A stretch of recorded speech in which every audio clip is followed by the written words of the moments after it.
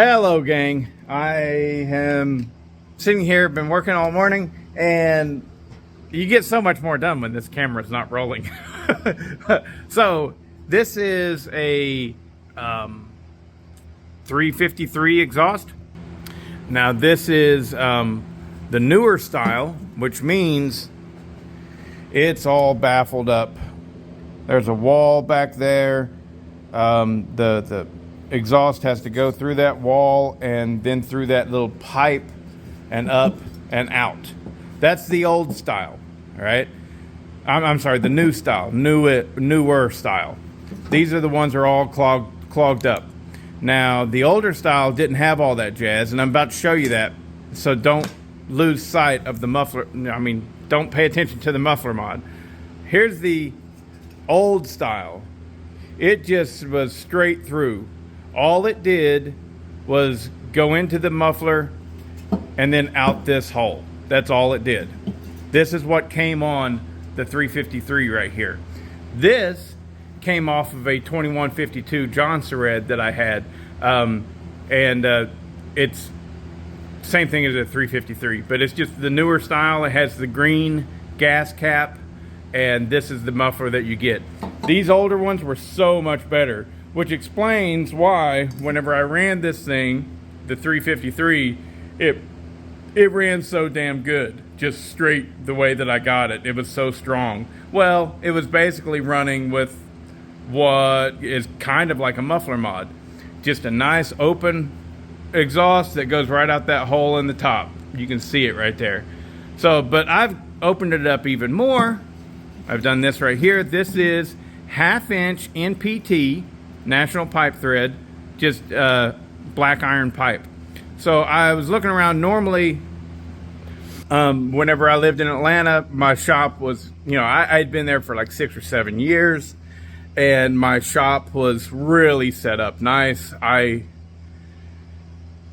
had everything that I needed right there on hand, and I don't now. And it'll take me a couple years before I get everything stocked the way that I want it to be. So whenever I was doing this muffler mod, typically what I would do is I just use either 1/2 inch or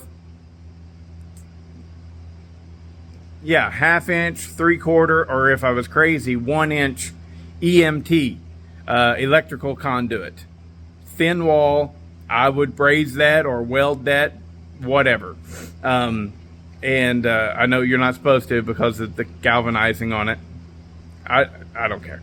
Anyways, but I didn't have any of that laying around. So I was like, well, first thing I did was this right here is the top shield for a Echo 590 exhaust. I thought I'll make that work, and I'll just pop rivet it on.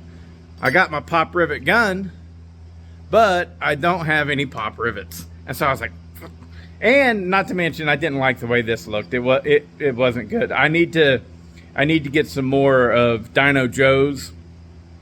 Dino Joe, he sells pre-manufactured these things in a bunch of different sizes, and I've used up every one that I've gotten from him, and I probably got about 30 of them. So I've done a lot of muffler mods, I guess.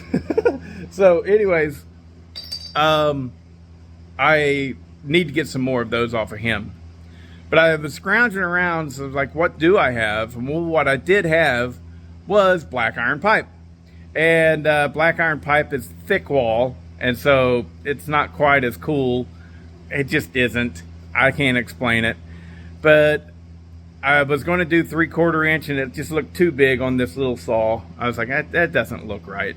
If anything, if I need a larger outlet, I'll do another 1/2 inch black iron pipe.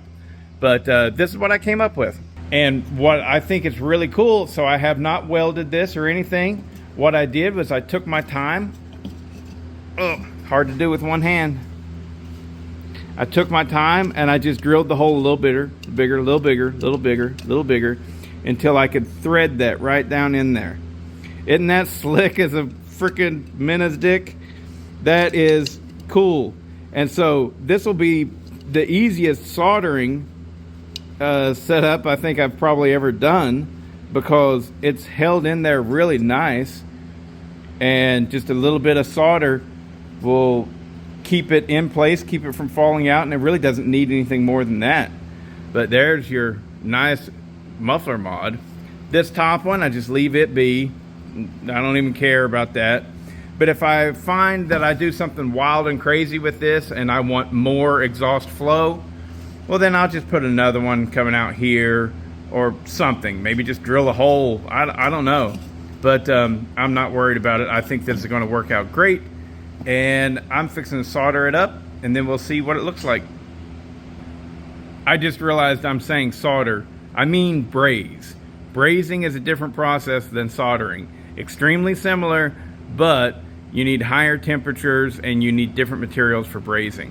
So I got it all cleaned up, all the rust off of it, so that I should be able to braze pretty good. And I guess I should show you what I use for brazing. Okay, so here we are. You need some sort of little vise to hold it, you know, for obvious reasons. This is the brazing sticks that I use. I can't remember what they're called, but I will put a link in the description. I've tried everything else. You know, I've tried a lot of different stuff. And, oh, there we go. There's the package. This is the stuff that I use. The benzo... No, that's not it. That's something else. But it is benzomatic. Whatever. This is the only stuff that I've found that works worth a damn. And I wish that there was something else, you know. And I used to, whenever I did heating and air conditioning, I was the best brazier around. But that's brazing copper. Brazing on this stuff, never figured it out and been good. You know, it's difficult. So anyways, I've got a full oxyacetylene torch set up, but moving sucks and I cannot find my proper brazing tip, so I'm going to be using a blowtorch tip, but we'll see if we can get it to do something.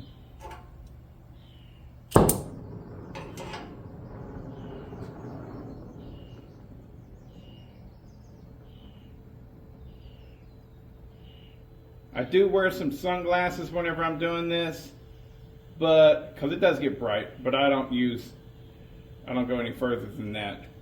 And I'm just not going to hit the blowtorch portion. Let's see if this works. With this this pipe being really thick, basically all I should have to do is heat it. Once it is nice dull red, I should be able to hit my braze on there, no problem. Shouldn't have to touch the muffler directly with the flame at all. It'll heat up, just it's really thin. If I can get this thick stuff to heat up, that's all we'll need. Constantly work your torch. Sucks that I'm using a blowtorch. This is freaking goofy, but all right, we're getting some red hot there. Let's see if we can't get it to. See? Come on. Come on, baby. Come on, baby. Damn, gotta get this stuff hot.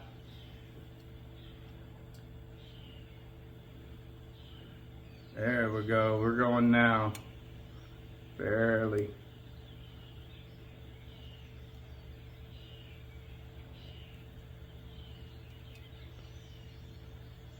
Jeez, it's just glowing red like crazy.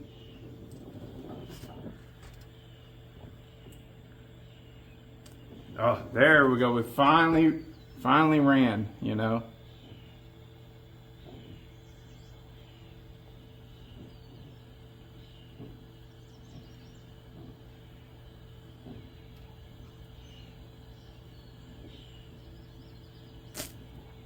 There we go. All right, see how I try and draw it around? It'll go to the flame. Boy, I suck at this on the steel. If this was copper and this was silphos, man, let me tell you, I'd be doing some damage.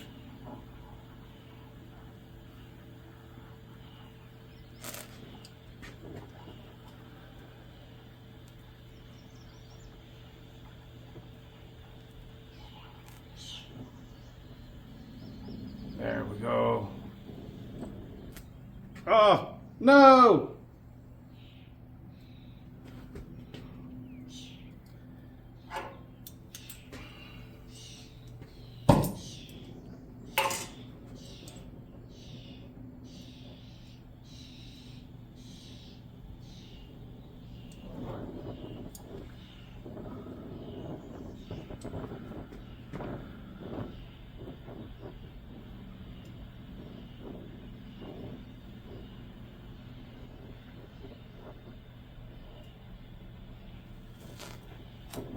There we go.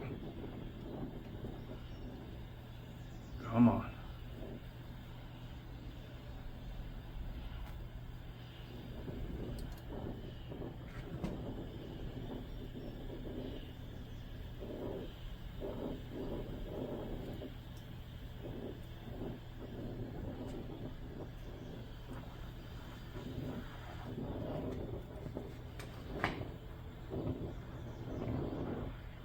I'm trying not to get my drill press.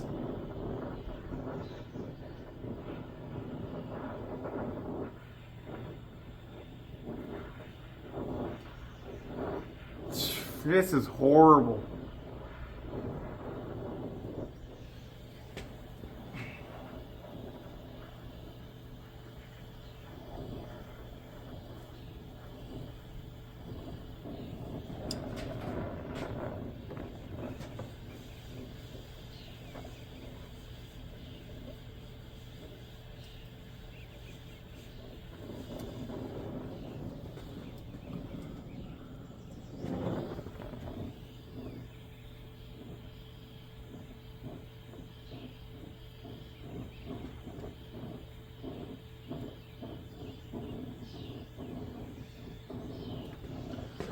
All right, I think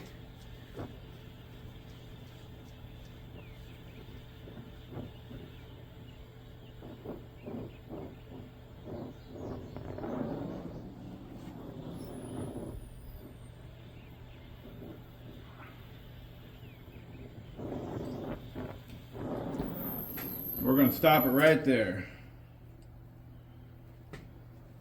Also, more crazy bad news. Not only can I not find my brazing torch for this thing, my valve has a leak. So the move really caused some damage. So anyways, I'll let that cool off, clean it up a little bit with the wire wheel, and show you guys. But I mean, I guess I'll show you a little bit right now. Looks like there might be a little hole right there. I don't care. It's ugly. Man, that's awful. But hopefully the wire wheel will clean it up nice. All right, so that didn't turn out bad at all, did it?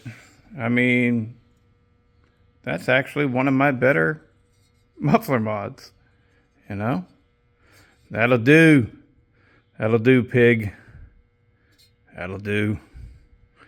So I'm going to slap some paint on this and throw it in my little oven. I got a little air fryer oven that's nasty and I just keep out here in the shop. And it'll dry up quickly. So yeah, we're going to paint it up and then put it on the saw. Give it a rip. All right, so there she is. You know, for now, finished product. That muffler mod turned out great. That is a really good looking muffler mod. I wish I'd had gloss paint, but I didn't. This is just grill paint, and pretty much well, not pretty much, everything that I've used doesn't work. So to paint these things is really just, I don't know, it's kind of futile. It's all going to get burnt off anyways, and it's going to get ugly and rusty and stuff. So, but anyways, grill paint and heat it up in a little oven at just, you know, about 170 degrees for about 10 minutes and you're good to go. So, but it turned out nice. Really, you know, bravo, Bodie. That really is probably the best muffler mod I've ever done. So anyways, what all did I do to this saw? It didn't need a bar and chain, but it could use one. So, anyways, I know some of you guys thought that have seen this. You thought maybe the bar or the chain or the chain was bad, and that's why I was having the issues before. It was not. I checked. It was fine. Anyways, the bar and chain I could have kept, but they were ugly, and I like pretty. And that's pretty. So, anyways, but what this saw actually needed, the amount of money I had to spend, it needed this right here, and I bought 3 of them for $20. So that's roughly $7. I gave it a muffler mod, but that was not needed. That was just, I did it. What else? It needed, the kill switch was not hooked up. So I needed to tinker with that, had to bend it around a little bit and stuff, but I got it going. And ultimately, the only thing that it needed on this side,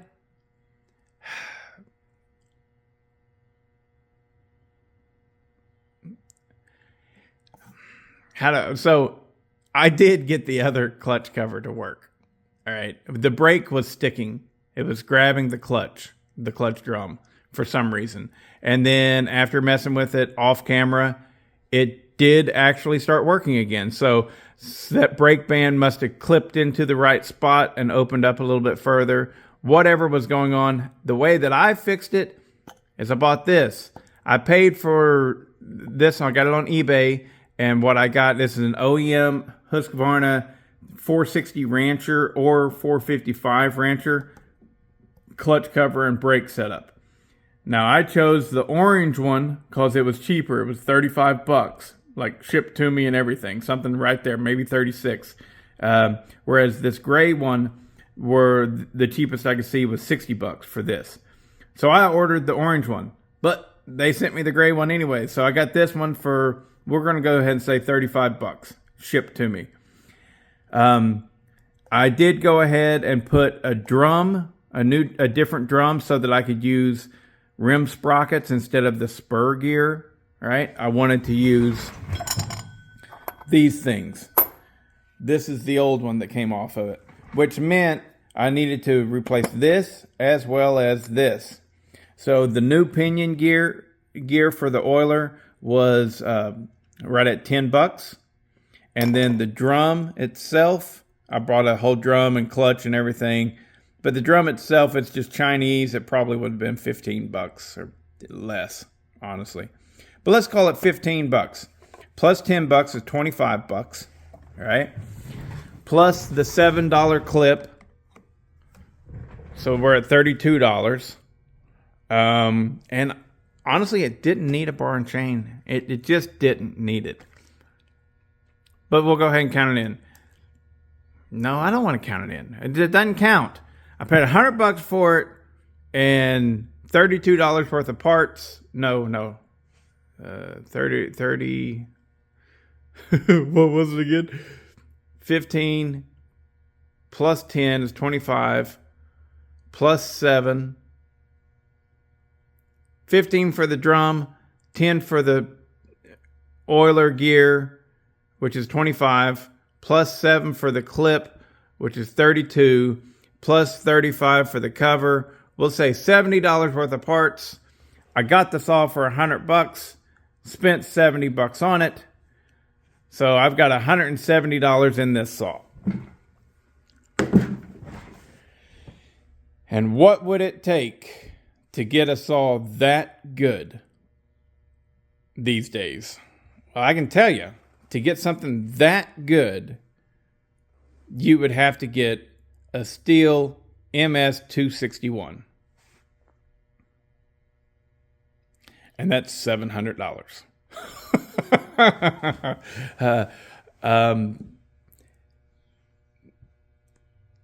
Well, you could find a leftover Echo 4910.